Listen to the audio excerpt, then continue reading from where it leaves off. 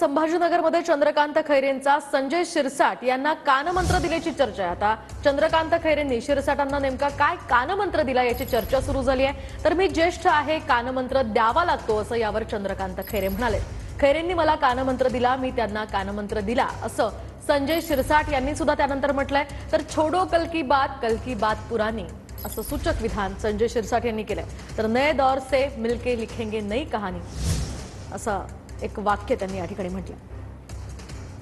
काय बोलले झालं शिरसाट एकदम कानगोष्टी झाल्या नाही ते झाले म्हणजे त्यांना मला तुमची इच्छा पूर्ण झाली ना। आता खूप इच्छा होती त्यांची, इच्छा पूर्ण झाली ना।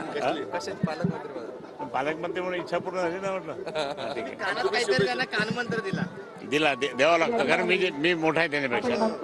काय दिलं म्हणजे दिलं पालकमंत्री म्हणून त्यांच्याबद्दल काय कटुता नाही म्हणत पुढे नाही। आता पालकमंत्री म्हणून ते काम करतायत। त्यांनी मला सांगितलं मी पालकमंत्री होतोय आणि मला सहकार्य करा, मी सगळे तुमच्या कोणाचं दुजावा करणार नाही। आता पण त्यांनी भाषणात सांगितलं की सगळ्यांना घेऊन चालणार, सगळ्यांनी घेऊन चाललं तर ठीक, सगळ्यांना घेऊन नाही चाललं तर मग विरोध। खैरे साहेब म्हणाले मी ज्येष्ठ आहे, मी त्यांना कानमंत्र दिलाय। काय दिलं त्यांनी मला कानमंत्र दिलाय, मी त्यांना कानमंत्र दिलेला आहे। छोड़ो कल की बात पुरानी, नए दौर से मिलके लिखेंगे नई कहानी।